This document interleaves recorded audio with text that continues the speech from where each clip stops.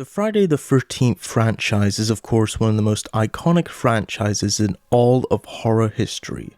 And one of the most debated entries in the entire franchise is 1985's Friday the 13th Part 5, A New Beginning, which attempted to take the series in a new direction, and over the years the reaction has been very mixed, with some saying it's the worst, and others saying it's the most underrated. So which is it? Good or bad? Greetings all you movie junkies and entertainment lovers, and welcome to another review. Today we're going to be talking about Friday the 13th Part 5, A New Beginning.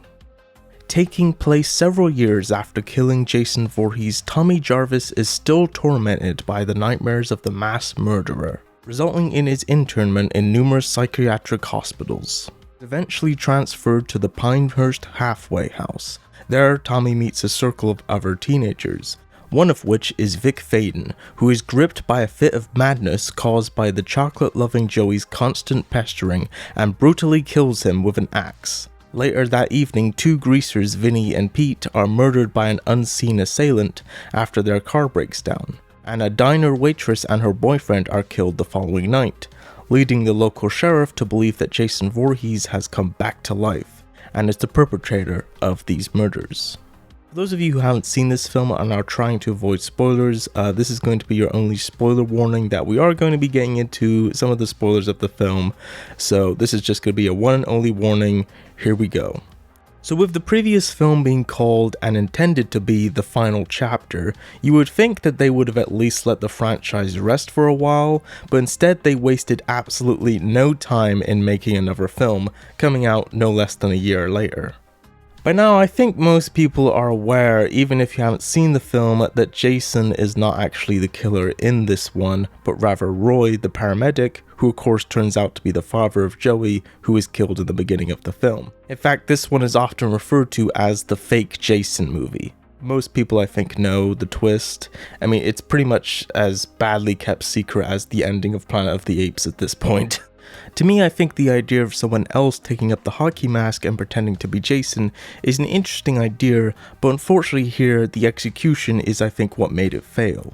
I mean, why wouldn't Roy go after the one that actually killed his son? Instead, he decides to go after everyone else who was there except the actual person who killed his son. Seems that they were trying to recreate how Pamela Voorhees went after everyone who came to the camp, instead of just the ones who were responsible for Jason drowning, even though in part 2 it turns out he didn't drown, and then he becomes the killer taking revenge for the death of his mother, and then he dies, and man, this franchise gets confusing sometimes. I find it hard to believe that people were actually surprised to find out that Roy was the killer, because when you watch it now, it is so obvious to the point where honestly I find it hilarious. I mean, they practically spoon-feed it to us, the viewers. There's one great scene where, they're picking up the bodies of the greasers, and Roy is there and the sheriff is like, if only we could find out who's committing all these murders, and then Roy, literally for no reason, is like, Sheriff, you're talking to me? He's like, what? No.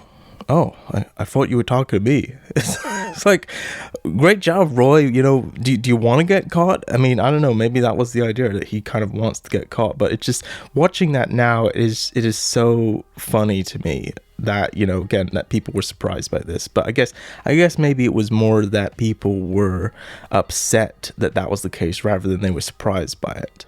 The only other time they even tried to mislead us is when a random guy shows up. So you think, oh, maybe this guy's the real killer, but he gets killed just a couple of minutes later. In fact, he's literally the next person who gets killed in the entire movie. In fact, most of the new characters who get introduced throughout the film just get introduced to get killed almost immediately after. My favorite, of course, has to be Miguel Nunez, who most of us will know from Return of the Living Dead. Ooh, baby. Ooh, baby. Ooh, baby.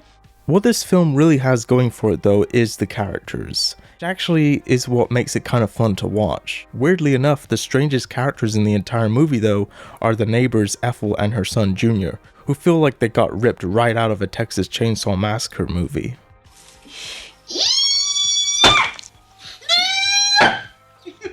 With there being so many strange and kooky characters and even stranger moments in this film, it almost feels like it was maybe supposed to be a parody of Friday the 13th.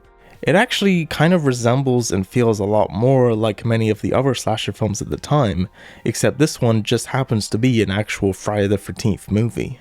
Then of course there's the ending, which sets up Tommy as the next killer, which of course a lot of people hate, including myself. But to be fair, the ending of the last movie seemed to hint towards Tommy being the next killer anyway, which I think if that's what they were going to do, they should have just done it, but instead it feels like we went on this weird detour but ultimately ended up in the same place anyway. As we know, they ended up scrapping that idea altogether with Jason Lives, which to me, and I know many others, is the best of the franchise. A lot of people say that Jason Lives ignores part 5 altogether, but really it's just the ending, which in my mind has to be just another one of Tommy's dream sequences. I mean, it's the only way that Roy's mask randomly being in Tommy's hospital room makes any sense. In some ways I think this makes part 6 narrative even stronger, as by that point Tommy wants his dreams to stop as he's afraid he will become the next Jason, and that way 5 can still be a part of the timeline. Overall, Friday the 13th Part 5 is probably one of the weirdest and strangest entries in the entire franchise. It has great characters, great kills, a great atmosphere, but ultimately the execution of certain things was just handled really poorly. But it still makes for a rather entertaining time despite its glaring flaws. It's a good slasher film, but maybe not a good Friday the 13th film. Thanks for watching this review. Be sure to subscribe for more videos, and until next time be sure to consume as much entertainment as humanly possible, and I will see you in the next video.